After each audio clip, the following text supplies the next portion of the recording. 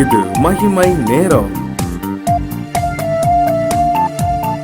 கிறிஸ்துவுக்குள் மிகவும் பிரியமான மகிமை தொலைக்காட்சி நேயர்களை இந்த மகிமை நேர நிகழ்ச்சியின் மூலமாய் சந்திப்பதில் மிக்க மகிழ்ச்சி அடைகிறேன். பிரியமானவர்களே, இந்த நிகழ்ச்சி நிச்சயமாக நம்முடைய ஆவிக்குரிய வாழ்க்கைக்கு பிரயோஜனமாக இருக்கும் என்று சொல்லி கர்த்தருக்குள் நான் விசுவாசிக்கிறேன். இந்த வாரத்திலும் கூட புதிய ஏற்பாட்டில் காணப்படுகிறதான நற்சாட்சிகளை குறித்து நாம் தியானித்து கொண்டு வருகிறோம். அந்த பிரகாரமாக இன்றைக்கு நாம் தியானிக்க இருக்கிறதான ஒரு நற்சாட்சி லூக்கா எழுதின சுவிசேஷம் 7வது அதிகாரம் 4வது வசனத்திலும் 5வது வசனத்திலும் அவரை குறித்து நாம் வாசிக்கிறோம். அவர்கள் இயேசுவினிடத்தில் வந்து அவரை கருத்தாய் வேண்டிக் கொண்டு, நீர் இந்த தயவு செய்வதற்கு இவன் பாத்திரனாய் இருக்கிறான், அவன் நம்முடைய ஜனத்தை நேசிக்கிறான், நமக்கு ஒரு ஜெபாலயத்தையும் கட்டினான் என்றார்கள். இது யாரை குறித்து சொல்லப்பட்டிருக்கிறது என்று சொன்னால், கபர்நகூம் என்று சொல்லப்படுகிறதான ஒரு இடத்திலே இருக்கிறதான ஒரு 100க்கு அதிபதியை குறித்து சொல்லப்பட்டிருக்கிறது.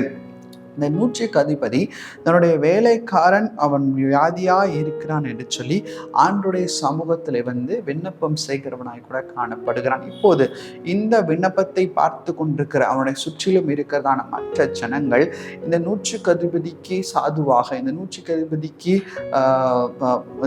அதிபதியை குறித்து அவர்கள் கொடுக்கிறதான சாட்சி என்ன என்று சொல்லி பார்ப்போமானால், அதுதான் பார்க்கிறோம். அவன் தன்னுடைய ஜனத்தை நேசிக்கிறவனாய் கூட காணப்படுகிறான். அது மாத்திரமல்ல, நமக்கு ஒரு ஜெபாலயத்தையும் கட்டினான் என்று சொல்லி நாம் வாசிக்கிறோம். பிரியமானவர்களே, நல்ல ஒரு சாட்சி. ஏனென்று சொன்னால், இந்த 100க்கு அதிபதி அவர் பெரிய ஒரு செல்வந்தராய் காணப்பட்டாலும், ஆனால் இப்போது அவருடைய வாழ்க்கையில என்ன காணப்படுகிறது, அந்த பெரிய செல்வத்து நிமித்தமாய் உண்டான ஆசீர்வாதத்தை அவர் எதிர்பார்க்கவில்லை. ஆனால் ஆண்டவருடைய ஜனத்தை நேசிக்கவும், ஆண்டவருடைய ஜெபாலயத்தை கட்டுகிறவரும், அதற்கென்று சொல்லி தன்னுடைய வாழ்க்கையை அர்ப்பணிக்கிறவருமாய் இந்த 100க்கு அதிபதி காணப்படுகிறார். பிரியமானவர்களே, இன்னைக்கு நம்முடைய வாழ்க்கையில, இன்னைக்கு இந்த உலகத்திலே அநேக காரியங்களை சம்பாத்தி பண்ண வேண்டும், உலகத்திற்கு அடுத்த காரியங்களை நாம் செய்ய வேண்டும் என்று சொல்லி, உலகத்துல நாம் ஒரு செல்வந்தனாய் இருக்க வேண்டும், நாம் நம்முடைய சூழ்நிலை ஒவ்வொரு நாளும் வளர்ந்து கொண்டே செல்ல வேண்டும் என்று சொல்லிதான் நாம் நினைத்து கொண்டிருக்கிறோம். அப்படிப்பட்டதான யோசனை தான்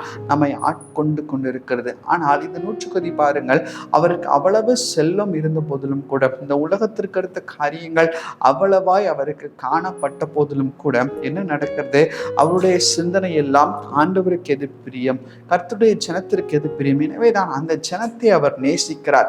அந்த நேசம் வைத்ததுனால தான் தன்னுடைய வேலைக்காரன் என்று கூட பாராமல் வேலைக்காரனுக்காக பரிந்து பேச முடியாது, வேலைக்காரனுடைய சுகத்தை விரும்புவதை இந்த 100க்கு அதிபதி அந்த இடத்துல வருவதை நாம் இருக்கிறோம். பிரியமானவர்களே, நம்முடைய வாழ்க்கையை யோசித்து பார்ப்போம். இன்னைக்கு கர்த்தருடைய ஜனங்களை நாம் எவ்வளவு நேசிக்கிறவராக இருக்கிறோம்.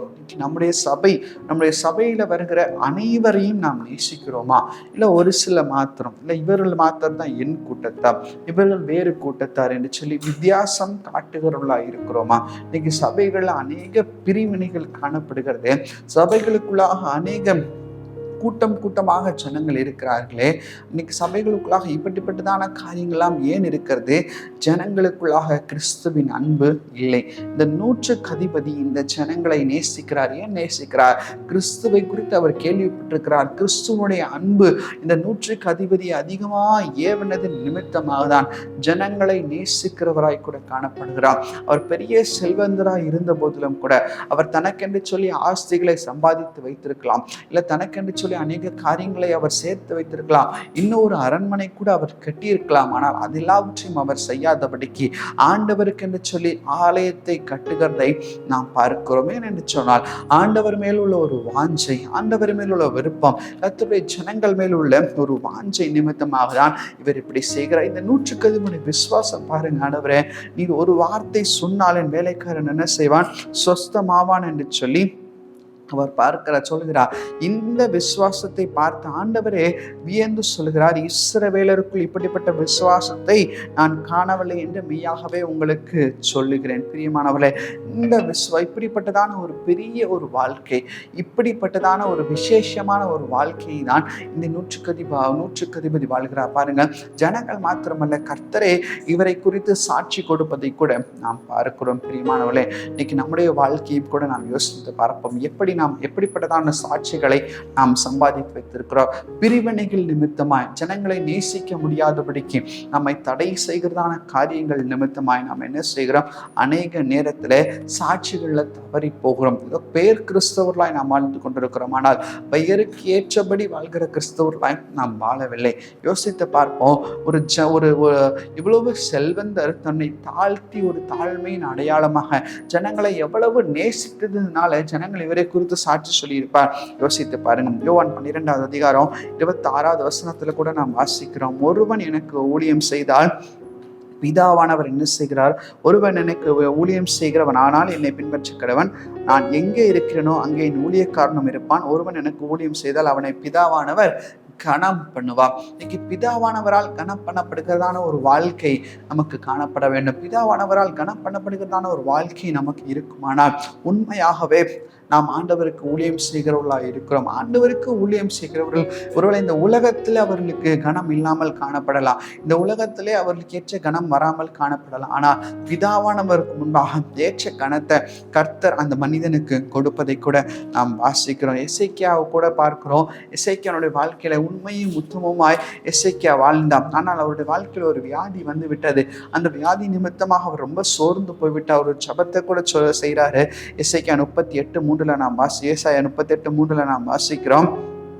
கர்த்தாவே, நான் உமக்கு முன்பாக உண்மையும் மகா உத்தமமாய் நடந்து உமது பார்வைக்கு நலமானதை செய்தேன் என்பதை நினைத்தருளும் என்று சொல்லி விண்ணப்பம் பண்ணி எசேக்கியா மிகவும் அழுதான் என்று சொல்லி வேதத்துல நாம் வாசிக்கிறோம். எசேக்கியா மிகவும் அழுதான். ஏன்னு சொன்னா, ஆண்டவரே நான் உத்தமமாய் நடந்தேனே, ஆண்டவரே நான் உமக்காக வாழ்ந்தேனே, ஆண்டவரே நான் இதெல்லாம் செய்தேனே என்று சொல்லி ஆண்டவருடைய பார்வையில தன்னுடைய நியாயத்தை வைக்கிறார். உண்மையாகவே அவர் அப்படி நடந்து கொண்டார். அப்படிப்பட்டதான சாட்சி எசேக்கியா பெற்றதுனால என்ன பிரயோஜனம், என்ன நடந்தது?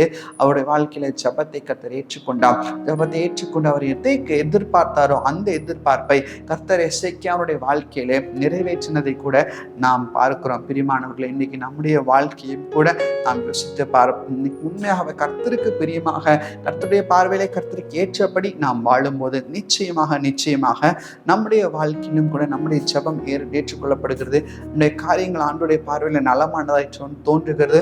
ஆண்டவருடைய பார்வையில சகல காரியங்களும் நன்மையாய் முடிகிறது கூட நாம் பார்க்கிறோம். இன்றைக்கு நம்முடைய வாழ்க்கையில எப்படிப்பட்டதான பொக்கிஷங்களை நாம் சேர்த்து வைத்திருக்கிறோம். உலகத்துல 100க்கு அதிபதி உலகத்தின் பொக்கிஷங்களை அவர் சேர்த்து வைக்கல.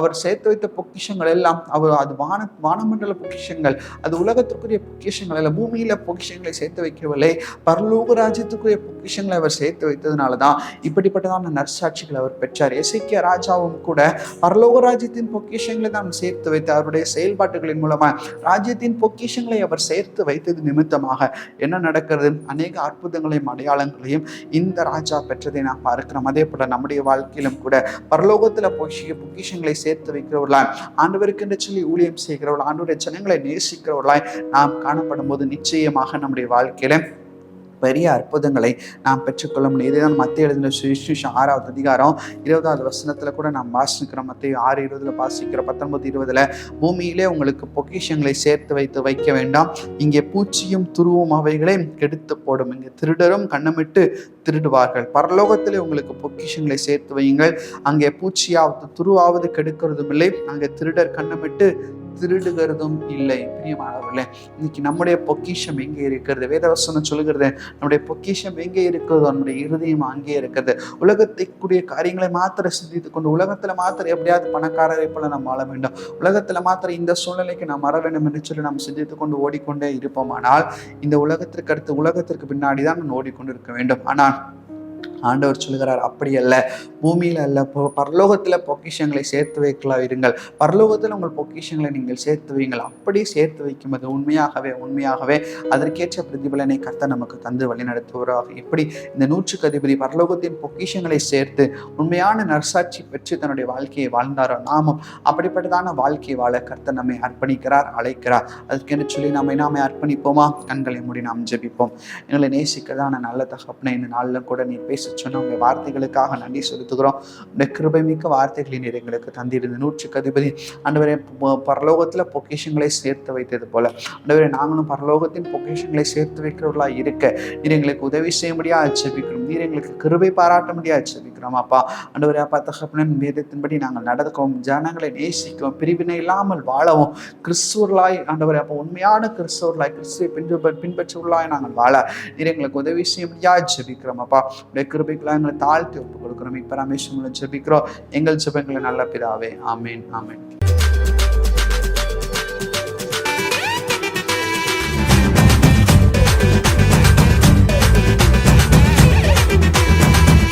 மகிமை மகிமை